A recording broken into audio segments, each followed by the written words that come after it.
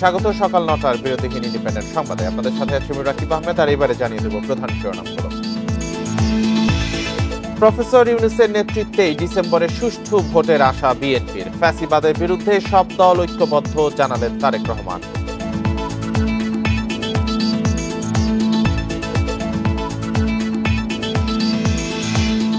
প্রধান উপদেষ্টার সঙ্গে ২০ দলের বৈঠকে সরকারের প্রতি সমর্থন, স্থিতিশীলতার স্বার্থে নিয়মিত আলোচনার তাগিদ বিশ্লেষকদের।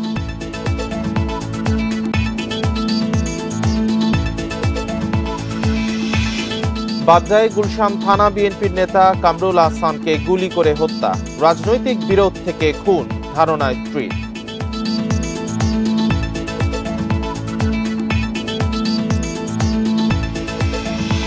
শুনছিলেন প্রধান শিরোনামগুলো, সংবাদে এছাড়াও যা থাকছে। আগামী বাজেটের আকার বড় না হলেও বাড়বে ঋণের সুদ ও ভর্তুকির চাহিদা। পরিচালন ব্যয়ের ৪০% অর্থ বরাদ্দ হবে এই দুই খাতে।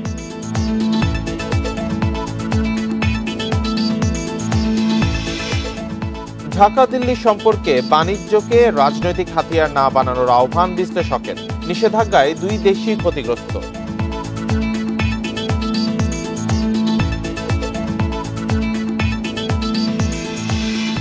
শিরোনামের পর এবার জানাবো বিস্তারিত খবর। ভারত ও মিয়ানমারের সহিংসতার জেরে সীমান্ত দিয়ে দেশে ঢুকছে অবৈধ অস্ত্র। গত ৫ মাসে সীমান্তে অন্তত ৭৯টি আগ্নেয়াস্ত্র ও প্রায় ৯,০০০ গুলি উদ্ধার করেছে বিজিবি। সীমান্তের ১৭টি রুটকে ব্যবহার করছে অস্ত্র চোরাচালান কারবারিরা। বেছে নিয়েছে ১০টি জেলার বিভিন্ন পয়েন্ট। বিশ্লেষকরা বলছেন, দেশের নিরাপত্তার জন্য এটি মারাত্মক হুমকি। দ্রুত রুটগুলোতে অভিযান ও নজরদারি বাড়ানোর তাগিদ তাদের। এই ঈদে জামা জুতো অ্যাকসেসরিজের ডিসকাউন্ট। প্রধান উপদেষ্টা অধ্যাপক মোহাম্মদ ইউনূসের নেতৃত্বে ডিসেম্বরের মধ্যেই সবচেয়ে অবাধ, সুষ্ঠু ও নিরপেক্ষ নির্বাচনের আশা জানিয়েছেন বিএনপির ভারপ্রাপ্ত চেয়ারম্যান তারেক রহমান। মতবিরোধ থাকলেও ফ্যাসিবাদ মোকাবেলার প্রশ্নে সব দল ঐক্যবদ্ধ বলেও মন্তব্য করেছেন তিনি। রোববার ন্যাশনাল পিপলস পার্টির প্রতিষ্ঠাবার্ষিকীর আলোচনায় এসব কথা বলেন তিনি। আমাদের মাঝে উপস্থিত হয়েছেন 18তম প্রতিষ্ঠাবার্ষিকীতে রাজধানীর কাকরাইলে ডিপ্লোমা ইঞ্জিনিয়ার্স ইনস্টিটিউশনে আলোচনা সভার আয়োজন করে ন্যাশনাল পিপলস পার্টি। লন্ডন থেকে ভার্চুয়ালি যোগ দিয়ে বিএনপির ভারপ্রাপ্ত চেয়ারম্যান তারেক রহমান অন্তর্বর্তী সরকারের গঠনমূলক সমালোচনার আহ্বান জানান। তিনি বলেন, অন্তর্বর্তী সরকারের মান অভিমান বা রাগ বিরাগের সুযোগ নেই। অন্তর্বর্তীকালীন সরকার কিংবা তত্ত্বাবধায়ক সরকারের চরিত্র যাই হোক, সরকারকে জনগণের কাছে জবাবদিহি করতে বাধ্য করা না গেলে ক্ষমতাসীন সরকার হয়তো নিজেদের অজান্তেই স্বৈরাচারী হয়ে ওঠে। দেশের জনগণ কিন্তু সরকারের করুণার পাত্র নয়। সরকার অবশ্যই জনগণের কথা শুনতে, জনগণের ন্যায্য দাবি মানতে বাধ্য। এখানে সরকারের মান অভিমান কিংবা রাগ বিরাগের কিন্তু কোনো সুযোগ নেই। দ্রুত সংস্কার কাজ শেষ করে সরকার জাতীয় নির্বাচন আয়োজনে মনোযোগী হবে বলেও আশা প্রকাশ করেন তারেক রহমান। জাতীয় নির্বাচন অনুষ্ঠানের লক্ষ্যে জনপ্রশাসন, আইন শৃঙ্খলা বাহিনীর প্রয়োজনীয় সংস্কারের জন্য অন্তর্বর্তীকালীন সরকারের প্রতি বিএনপি সহ আমরা যারা একসঙ্গে রাজপথে আন্দোলন করেছি, আমাদের সর্বাত্মক সমর্থন অব্যাহত রেখেছি। সুতরাং দেশে বিদেশে সম্মানিত, দক্ষ এবং যোগ্য ব্যক্তিত্ব অন্তর্বর্তীকালীন সরকার প্রধানের নেতৃত্বে জনগণ অবিলম্বে দেশের ইতিহাসের সবচেয়ে অবাধ, নিরপেক্ষ একটি জাতীয় নির্বাচন দেখতে পাবে। বাজেটের আগে এনবিআর এর সংস্কার চাপিয়ে দিয়ে সরকার অচলাবস্থা তৈরি করেছে বলেও মন্তব্য করেন বিএনপির ভারপ্রাপ্ত chairman. Jahanara Parvin, independent news, Dhaka. দেশের চলমান পরিস্থিতি নিয়ে বিভিন্ন রাজনৈতিক দলের সঙ্গে বৈঠক করেছেন প্রধান উপদেষ্টা অধ্যাপক মোহাম্মদ ইউনূস। রোববার ২ দফায় ২০টি দলের সঙ্গে আলোচনায় প্রয়োজনীয় সংস্কার করে একটি সুষ্ঠু ও নিরপেক্ষ নির্বাচনের তাগিদ দিয়েছেন নেতারা। বৈঠক শেষে ব্রিফিংয়ে প্রধান উপদেষ্টার প্রেস সচিব জানান, সরকারের প্রতি অকুণ্ঠ সমর্থন জানিয়েছে দলগুলো। রাষ্ট্রীয় অতিথি ভবন যমুনায় ২ দফায় বিভিন্ন রাজনৈতিক দলের নেতাদের সঙ্গে আলোচনায় বসেন প্রধান উপদেষ্টা। প্রথম দফা বৈঠক শেষে নেতারা বলেন, নির্বাচনের উপযুক্ত পরিবেশ না পাওয়ার শঙ্কা থেকেই পদত্যাগ করতে চেয়েছিলেন প্রধান উপদেষ্টা। গণ অভ্যুত্থানকে নস্যাৎ করার ষড়যন্ত্র হচ্ছে বলেও অভিযোগ তাদের। উনি নিজে বলেছেন, আমি কিন্তু যথেষ্ট হতাশ নানা কারণে, কিন্তু আমাদের সকল সিনিয়র রাজনীতিবিদরা ছিলেন, ওনারা বলেছেন যে আপনি হতাশ হবেন না। আমাদের উচিত হবে সংস্কারের মৌলিক বিষয়গুলো জনগণের হাতে ছেড়ে দেওয়া, তারা সিদ্ধান্ত নেই। ভারতীয় আধিপত্যবাদ আমাদের এই পরিবর্তনকে একেবারে স্বীকার করতে চায় না, পারলে আমাদেরকে একদিনে ধ্বংস করে দিতে চায়, এবং সেই জন্য যা যা করবার দরকার সব তারা করছে, এই ছিল তার কথা। এই যে বিচার সংস্কার এবং নির্বাচনের যে রাজনৈতিক প্রক্রিয়া এবং উত্তরণ পর্ব, এই পর্ব তার নেতৃত্বেই এটা সম্পন্ন হতে হবে। দ্বিতীয় দফার বৈঠকে ইসলামী দলগুলোর সঙ্গে আলোচনা করেন অধ্যাপক মোহাম্মদ ইউনুস। এ সময় ইসলামিক দলগুলোর নেতারা বলেন, নানা আন্দোলনের মাধ্যমে প্রধান উপদেষ্টাকে কাজ করতে দেওয়া হচ্ছে না। বৈঠকে প্রয়োজনীয় সংস্কার ও বিচারের দাবি জানান তারা। ফ্যাসিস্টদেরকে, গুমিদেরকে, খুনিদেরকে আয়নাঘর যারা বানিয়েছে, আন্তর্জাতিক সমস্ত দুনিয়ার ইতিহাস লঙ্ঘন করে এদের বিচার দৃশ্যমান করতে হবে। আন্তর্জাতিক যেই ইস্যুগুলো রয়েছে সেখানে যেন সকল রাজনৈতিক দলগুলোকে সম্পৃক্ত করে সেই বিষয়ে রাষ্ট্র এবং সরকার তার সিদ্ধান্ত গ্রহণ করে। বৈঠক শেষে ব্রিফিংয়ে প্রধান উপদেষ্টার প্রেস সচিব বলেন, জুলাই অভ্যুত্থানের বিচার কাজ ও নির্বাচনী কার্যক্রম নিয়ে দলগুলো সরকারকে সম্পূর্ণ সমর্থন জানিয়েছে।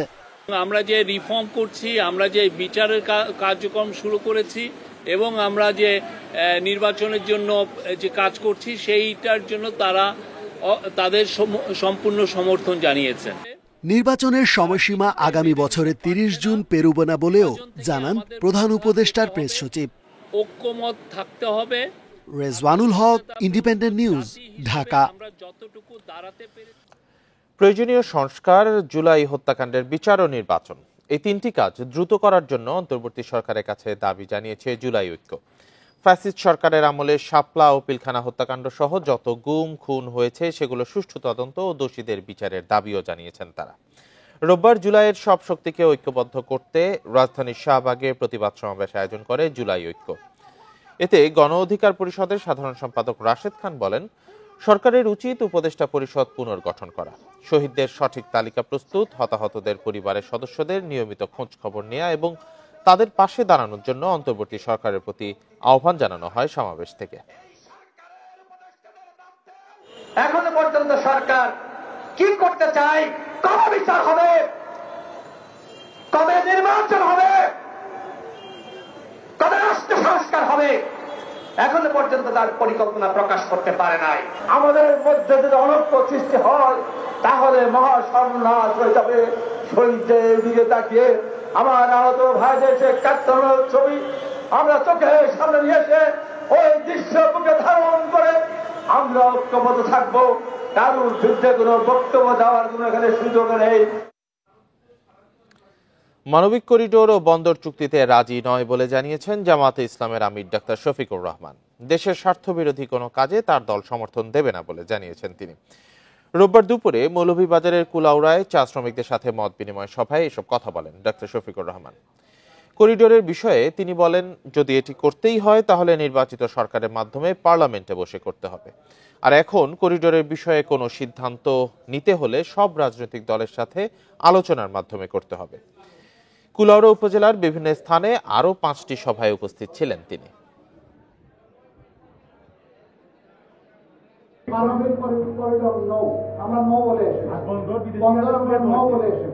দেশের স্বার্থের বিরুদ্ধে আমরা কোনো কিছুতে হা বলি না। দেশের স্বার্থ যেখানেই বিকৃত হবে সেখানেই নো। কর্মকর্তা কর্মচারীদের শাস্তি, বরখাস্ত ও অপসারণের বিধান রেখেই সরকারি চাকরি অধ্যাদেশের গেজেট প্রকাশ করা হয়েছে। এর আগে অধ্যাদেশকে নিবর্তনমূলক আখ্যা দিয়ে অবিলম্বে তা বাতিলের দাবি জানান কর্মকর্তারা। সচিবালয়ে রোববার দ্বিতীয় দিনের মতো বিক্ষোভ করেন তারা। এদিকে সরকারি কর্মচারীদের দাবি পর্যালোচনায় 10 জনের কমিটি করেছে জনপ্রশাসন মন্ত্রণালয়।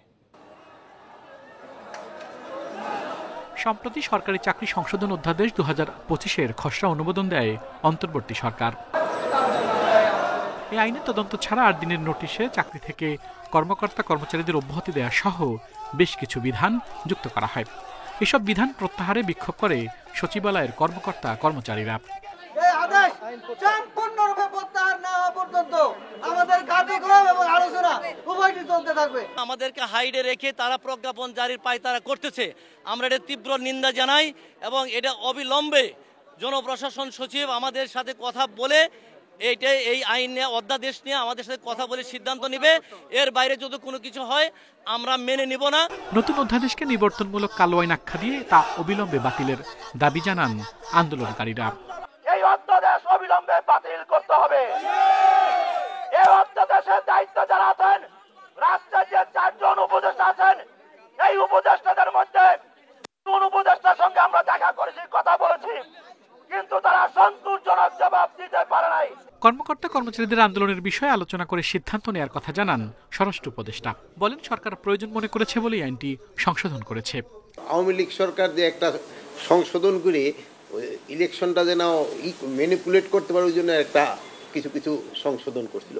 ওই সংশোধনটাই শুধু বাদ দেওয়া হয়েছে। আগে যে আইনটা ছিল ওইটাই করা হয়েছে। তারপরেও যদি তাদের কোনো রকমের থাকে তারা আলোচনা করতে পারবে, ক্যাবিনেট ডিভিশনে বা সংস্থাপনের সাথে আলোচনা করে সমস্যাটা সমাধান করে নেবে। সোমবারও সচিবালয়ের ফটকগুলোর কাছে অবস্থান নেওয়ার ঘোষণা দেন আন্দোলনকারীরা। এ সময় কাউকে ঢুকতে এবং বের হতে দেয়া হবে না বলেও জানান তারা। আল আমিন হোসেন, ইন্ডিপেন্ডেন্ট নিউজ, ঢাকা। রাষ্ট্র সংস্কার ও জাতীয় সনদ তৈরির সুযোগ আর আসবে না বলে মনে করে ঐকমত্য কমিশন। ক্ষমতার বিকেন্দ্রীকরণে সবাই একমত বলে জানান কমিশনের সহসভাপতি অধ্যাপক আলী রিয়াজ। রোববার সকালে রাজধানীর কৃষিবিদ ইনস্টিটিউটে সুশীল সমাজের প্রতিনিধিদের সঙ্গে বৈঠকে এসব কথা বলেন তিনি। রাষ্ট্র সংস্কারে নানা শ্রেণী পেশার মানুষের সাথে আলোচনা করেছে ঐকমত্য কমিশন। তারই ধারাবাহিকতায় বৈঠক হয়েছে সুশীল সমাজের প্রতিনিধিদের সাথে। আলোচনা হয় অসাম্প্রদায়িক ক্ষমতার ভারসাম্য ও নির্বাচন ব্যবস্থার সংস্কার নিয়ে। সংবিধান, গণতন্ত্র ও বিচার ব্যবস্থার প্রতিবন্ধকতা তুলে ধরেন বিশেষজ্ঞরা। নারী সংস্কার কমিশনের রিপোর্ট নিয়ে সমালোচনায় শঙ্কা জানান বিশেষজ্ঞরা। নারীদের ক্ষমতা খর্ব করার অভিযোগ করেন তারা। আমাদের কণ্ঠরোধ করা হবে না রায়, যে আমাদের কোন কোন কোন কিছু থাকলে, কোন নিবর্তনমূলক আইন থাকলে যেটা ক্ষতিগ্রস্ত হবে, যেটা গণতন্ত্র ক্ষতিগ্রস্ত হবে, আমাদের কণ্ঠস্বর প্রকাশ করা ক্ষতিগ্রস্ত হবে। তো সেই ধরনের ভয়, সেই জুজুগুলি এখনো থাকছে। কেন থাকছে সেই জিনিসটা পরিষ্কার কিভাবে হচ্ছে এই কমিশনগুলো এবং পলিটিক্যাল দলগুলোর সাথে আলোচনার মধ্যে দিয়ে। আলোচনায় অধ্যাপক আলী রিয়াজ বলেন, জাতীয় সনদ তৈরি এবং সংস্কারের পক্ষে দাঁড়াতে হবে নাগরিক সমাজকে। আলোচনার মাধ্যমেই সমাধান খুঁজতে হবে। একটা জাতীয় সনদ তৈরির চেষ্টায় আমরা যতটা অর্জন করতে পারবো, সেটুকুর বাইরেও যেগুলো থাকবে সেগুলোর ব্যাপারেও যেন জনগণের অংশগ্রহণের ব্যবস্থাটা থাকে এবং অন্যান্য বিভিন্ন রাজনৈতিক শক্তির বাইরের শক্তিগুলো যেন সেগুলো নিয়ে আলাপ আলোচনা করে। এ সময় গণতন্ত্র রক্ষায় সব কমিশনকে স্বাধীনভাবে কাজ করার আহ্বান জানান বক্তারা। মেহেদী হাসান, ইন্ডিপেন্ডেন্ট নিউজ, ঢাকা। এবার থাকছে আসন্ন বাজেট নিয়ে বিশেষ প্রতিবেদন।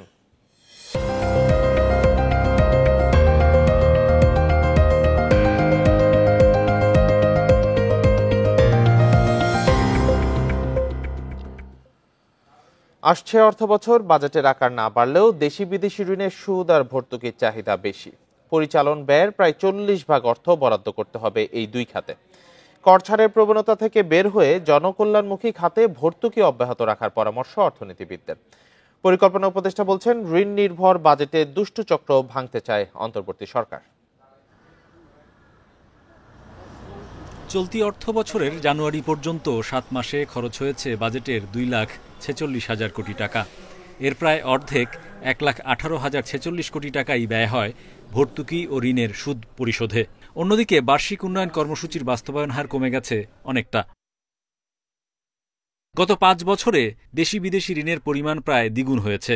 চলতি অর্থবছর সুদ পরিশোধে বরাদ্দ রাখা হয় 1,13,000 কোটি টাকা। কিন্তু দেশে বন্ড ও বিলের সুদহার বেড়ে যাওয়ার পাশাপাশি এলডিসি উত্তোলনের পর্যায়ে কম সুদের বিদেশি ঋণের সুযোগও কমেছে।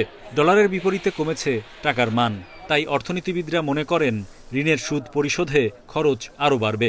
সাধারণ মানুষকে স্বস্তি দিতে কৃষি, খাদ্য কর্মসূচি, বিদ্যুতেও ভর্তুকি চাহিদা থাকবে। যাদের পাওয়ার কথা না তারাও পাচ্ছে, সেসব জায়গাগুলোতে আমার মনে হয় যে সংস্কার করা দরকার। আমাদের ট্যাক্স এক্সপেন্ডিচার অনেক বেশি ভর্তুকিতে, সেটা পুনর্বিন্যাস করে কিভাবে আমরা কিছুটা কমিয়ে নিয়ে আসতে পারি, তাহলে আমাদের রেভিনিউ জিডিপির হারও আমরা বাড়াতে পারি।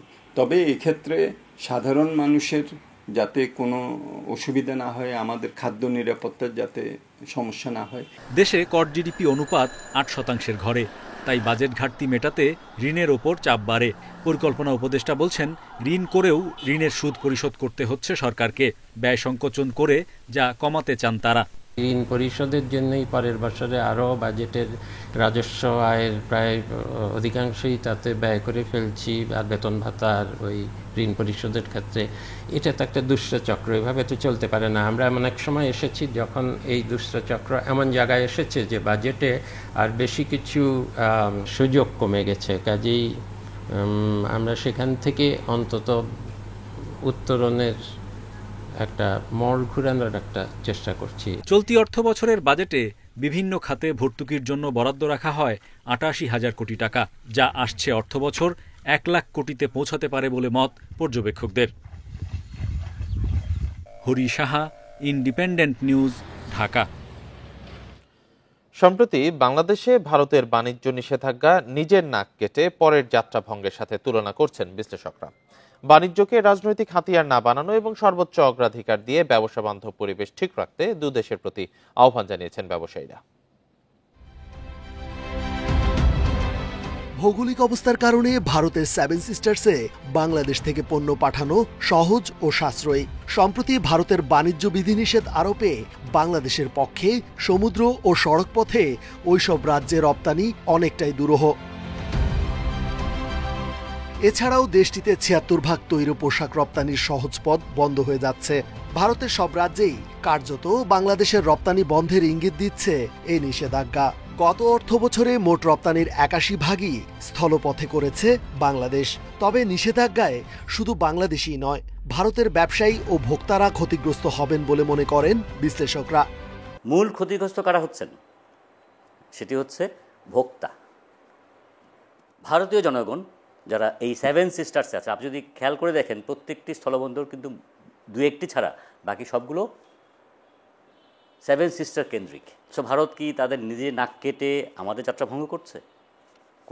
ট্রান্সশিপমেন্ট বন্ধ করেছে, তার মাধ্যমে কিন্তু বাংলাদেশের কোনো বিমানবন্দর বিশেষ করে চট্টগ্রাম এবং সিলেটে চালু হয়েছে, এবং বাংলাদেশে অনেক পরিত্যক্ত বিমানবন্দর আছে, লালমনিরহাট, ঠাকুরগাঁ, লালমনিরহাট চালু আছে। সো এইসব জায়গায় আমাদের কিন্তু ট্রান্সশিপমেন্টের কাজটা আমরা পুষিয়ে নিতে পারবো। সো প্রত্যেকটা বিপদ কিন্তু একটা বড় সম্ভাবনা জায়গায়।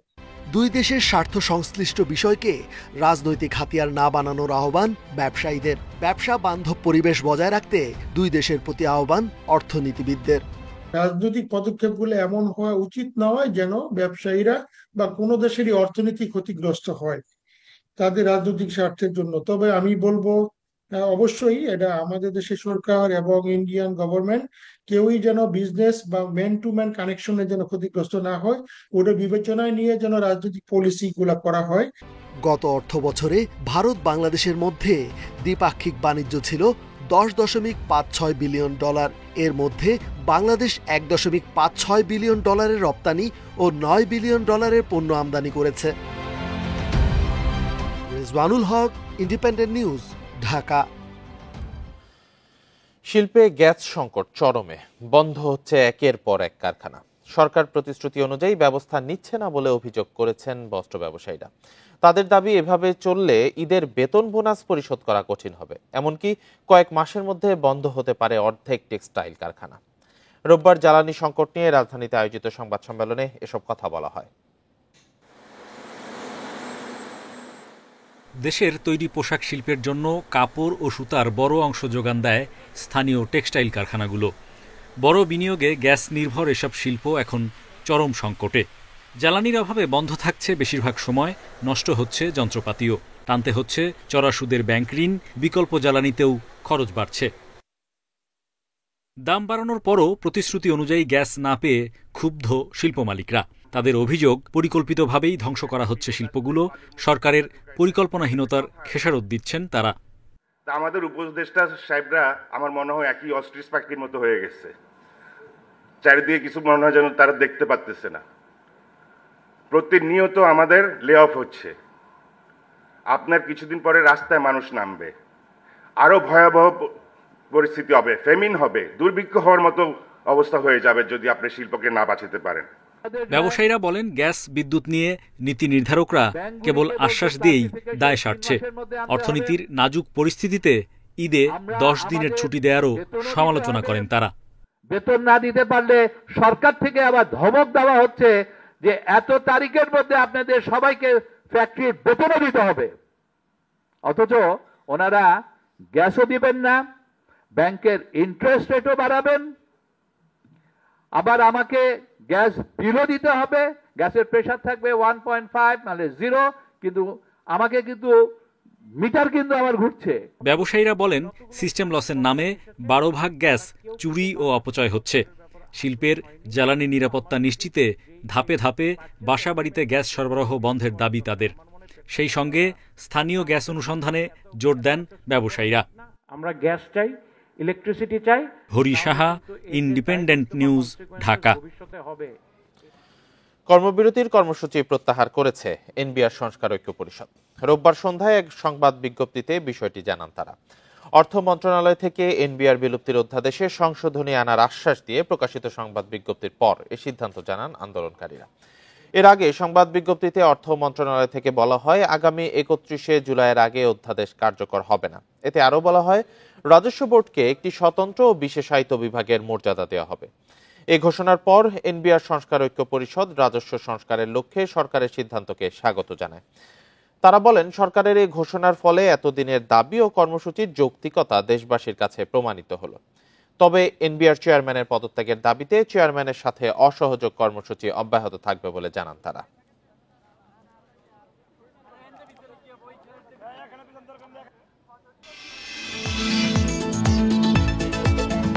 কোরবানির ঈদকে সামনে রেখে নেত্রকোনা জেলার বড় চমক 40 মণ ওজনের গরু ঈশা খান।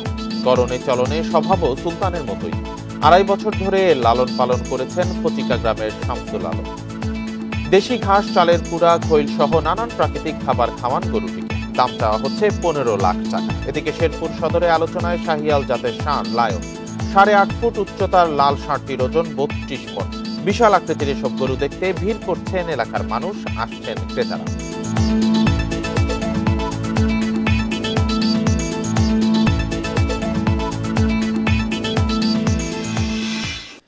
এ নিয়ে বিস্তারিত প্রতিবেদন থাকছে সংবাদের শেষ অংশে। পরবর্তী খবর জানিয়ে দিচ্ছি।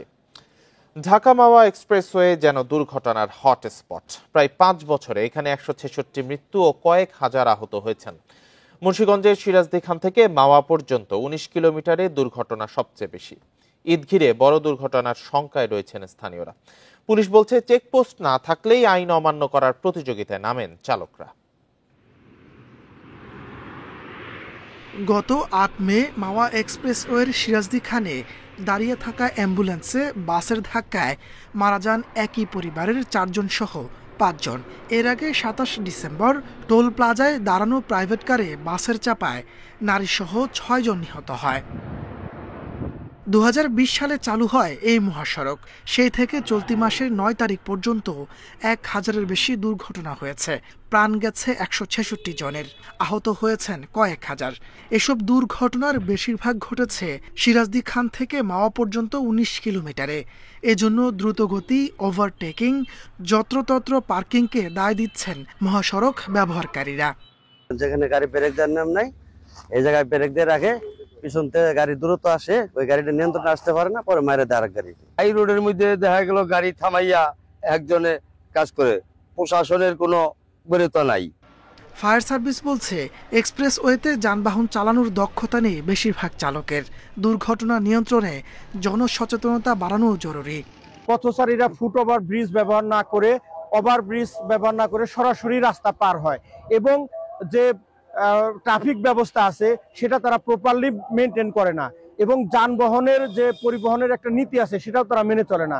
হাইওয়ে পুলিশ বলছে, চেকপোস্টের কাছে স্বাভাবিক গতিতে থাকে যানবাহন, তবে পুলিশের উপস্থিতি না থাকলে আইনকে বুড়ো আঙ্গুল দেখান চালকরা।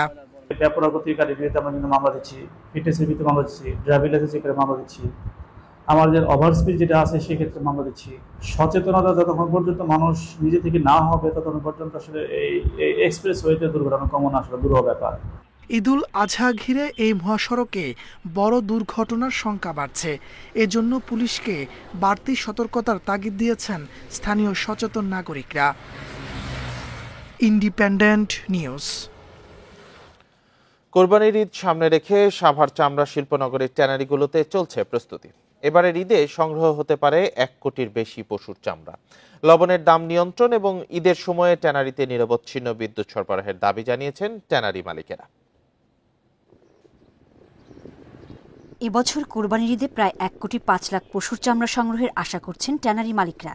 এই বিপুল পরিমাণ চামড়া সংগ্রহ ও মজুদের ট্যানারিগুলোতে চলছে জোর প্রস্তুতি। চামড়া সংরক্ষণে গুরুত্বপূর্ণ কাঁচামাল লবণ। তবে গত 1 মাসে লবণের দাম কেজিতে বেড়েছে 4 টাকা। লবণের এই অস্বাভাবিক দাম বাড়া নিয়ন্ত্রণ এবং কারখানায় নিরবিচ্ছিন্ন বিদ্যুৎ সরবরাহের দাবি জানান মালিকরা। লবণের দাম গত 1 মাসের যেটা ছিল 700 টাকা 74 কেজি, সেটা এখন 1050 টাকা। আসলে চামড়া সংরক্ষণের জন্য লবণটা অত্যন্ত গুরুত্বপূর্ণ, লবণের বিকল্প নেই। 24 ঘন্টাই আমাদের বিদ্যুৎ প্রবাহ সচল রাখতে হয়। সেখানে যদি বিদ্যুৎ প্রবাহে কোনোভাবে বাধা হয় সেখানে আমাদের আসলে কোনো না কোনোভাবে লোকসানের সম্মুখীন হবে। এদিকে বিসিক বলছে কোরবানির ঈদে চামড়া সংগ্রহে সহায়তা করতে সব ধরনের ব্যবস্থা নেওয়া হয়েছে। ঈদের দিন থেকে চামড়া শিল্প নগরীতে কাজ করবেন 50 জন স্বেচ্ছাসেবক। এই বছর আমাদের বাড়তি প্রস্তুতি হিসেবে আমরা 50 জন স্বেচ্ছাসেবক এখানে আমরা নিয়োগ করব এবং জেলা প্রশাসন এবং পুলিশ আমাদেরকে এই বিষয়ে সার্বিক সহযোগিতা করবে এবং ইতিমধ্যে আমাদেরকে আশ্বস্ত করেছে। চামড়া শিল্পনগরীর কেন্দ্রীয় বর্জ্য শোধনাগারেও বাড়তি চাপ সামলাতে প্রয়োজনীয় প্রস্তুতি নেওয়া হয়েছে। Independent news. Sylhet Osmani medical college হাসপাতালের ককলিয়ার ইমপ্ল্যান্ট প্রকল্পের মাধ্যমে শতাধিক জন্মগত বধির ফিরে পেয়েছে স্বাভাবিক জীবন, যাদের বেশিরভাগই শিশু। এই চিকিৎসা পদ্ধতি জন্মগত বধিরদের জন্য যুগান্তকারী সাফল্য বলছেন চিকিৎসকরা। জন্মগত বধির শিশুদের চিকিৎসায় 2022 সালের 25 মে সিলেট ওসমানী মেডিকেল কলেজ হাসপাতালে চালু হয় ককলিয়ার ইমপ্ল্যান্ট প্রকল্প। যেসব শিশুরা কানে শুনতে পেত না, কথা বলতে পারত না, এই প্রকল্পের অধীনে চিকিৎসা নিয়ে এখন তারা ফিরেছে স্বাভাবিক জীবনে।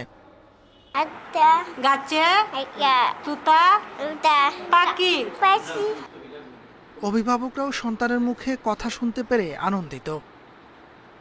প্রথম যে সময় 6 মাস পরে ও আল্লাহর বাবা ডাক শিখছে, মানে তখন একটা অনুভূতি যে খান মনে হাসবো, মানে এটার ভাষা আমরা খুঁজে পাইনি। গত 5 এপ্রিল 100তম ইমপ্ল্যান্ট অস্ত্রোপচার সম্পন্ন হয়। 3 বছরের মোন্তাহার অস্ত্রোপচারের মধ্য দিয়ে ওসমানী মেডিকেল কলেজ হাসপাতাল এই মাইলফলক অর্জন করে।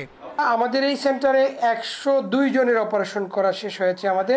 আমাদের এখন নতুন ডিভাইস কিনা হবে এবছর অর্থ বছরে, আবার তখন আমরা আবার আরো করতে পারবো।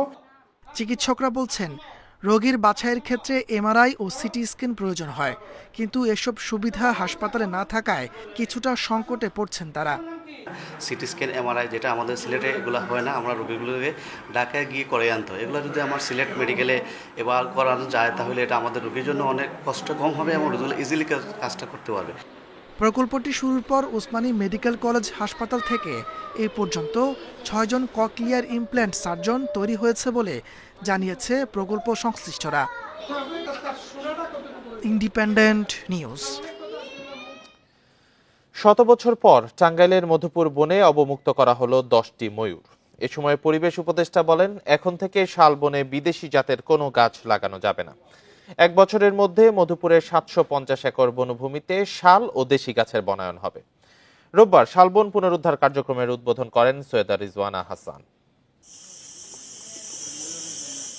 শাল গজারিয়ার এই বনে 100 বছর আগেও আবাস ছিল ময়ূরের। প্রতিকূল পরিবেশ ও শিকারীর হানায় বিলুপ্ত হয়েছে এই বর্ণিল প্রাণী। সেই প্রকৃতিতে ফিরিয়ে আনার উদ্যোগ নিয়েছে বন বিভাগ। গাজীপুর সাফারি পার্ক থেকে আনা হয়েছে 10টি ময়ূর। মধুপুর লোহরিয়া হরিণ প্রজনন কেন্দ্রে দল বেঁধে ঘুরছে তারা। পরিবেশ উপদেষ্টা বলেন, প্রাকৃতিক আবহে ময়ূর বেঁচে থাকার পরিবেশ সৃষ্টি করতে হবে। অবৈধ অনুপ্রবেশটাকে আমাদের কমাতে হবে, কিন্তু একটা জিনিস মনে রাখতে হবে, এখানে কিন্তু প্রায় 100 বছরের উপর অনেক প্রথাগত বনবাসী বাস করে। বনজ সম্পদের উপর তাদের যে অধিকার আছে, ওটা যদি আমরা স্বীকার না করি, তাহলে বন বিভাগের সাথে ওদের দ্বন্দ্বটা কিন্তু দিন দিন বাড়তেই থাকবে। এটা বলি হবে বন। কাজেই তাদের যে প্রথাগত অধিকার আছে বনের উপর, সেটাও কিন্তু আমরা স্বীকৃতি দেব। শালবনে 10টি ময়ূর আপাতত একটি বড় খাঁচায় রাখা হয়েছে। প্রজনন শেষে আগামী বছর প্রকৃতিতে ছেড়ে দেওয়া হবে। এই জায়গার সাথে তাদের খাপ খাওয়াতে হবে, এবং এই খাপ খাওয়ানোর সময় যারা এই ব্যবস্থাপনায় থাকবেন তারা এটা দেখবেন যে প্রাকৃতিক পোকামাকড় যেভাবে এখানে উৎপন্ন হয়, যেরকম ওই যে পাতা না সরানো, সেখানে পানির একটু রাখা, যাতে পচে যাবে, পোকামাকড় হবে, ময়ূর সেখানে খেতে অভ্যস্ত হবে, প্লাস তার সাথে যারা খাবার দেবে। এটা 1 বছর পর্যন্ত কমপক্ষে এটা করতে হবে। বন উপদেষ্টা আরও জানান, মধুপুর বনকে ইউক্যালিপটাস ও আকাশমণি গাছ মুক্ত করা হবে। লাগানো হবে 750টি শাল গাছ। এছাড়াও স্থানীয় আদিবাসীদের ওপর থেকে 129টি মামলা প্রত্যাহারের সিদ্ধান্ত নিয়েছে সরকার। Shahriar Anirban, independent news, Tangail. বাংলাদেশ থেকে আসা অবৈধ অভিবাসী সন্দেহে ভারতের আসামে প্রায় 150 জনকে আটক করেছে রাজ্য পুলিশ। রোববার গুয়াহাটি ও এর আশেপাশের এলাকাগুলোতে অভিযান চালিয়ে তাদের আটক করা হয়। অবৈধ অভিবাসীদের ধরতে আসাম পুলিশের চালানো অভিযানে এলাকাগুলোতে ব্যাপক ক্ষোভের সৃষ্টি হয়েছে। এর প্রতিবাদ জানিয়ে বিক্ষোভ করেছে অনেকে। ভারতীয় সংবাদ মাধ্যম টাইমস অফ ইন্ডিয়া জানায়, বর্তমানে আটককৃতদের নথিগুলো যাচাই বাছাই করে দেখছে পুলিশ।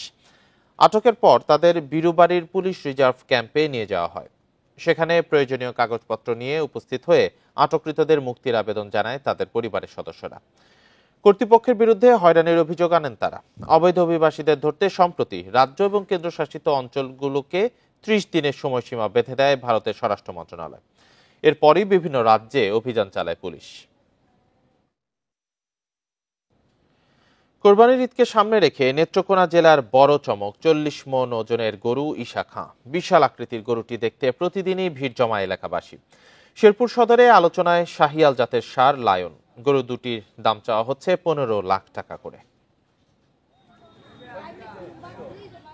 শখের বসে গরুটির নাম রাখা হয় ঈশা খাঁ।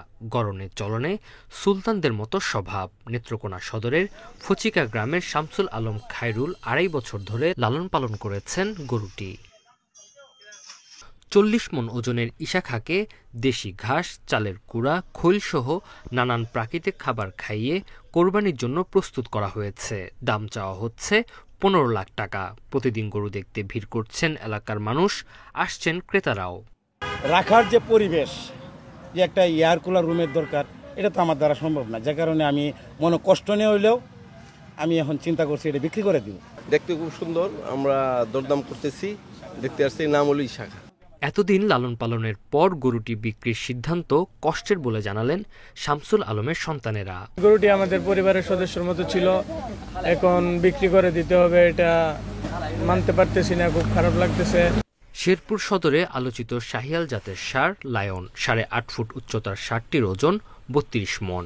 গত বছর কোরবানির ঈদে হাটে তুললেও কাঙ্ক্ষিত দাম না পাওয়ায় বিক্রি করেননি। এবার 15 লাখ টাকা বিক্রির আশা।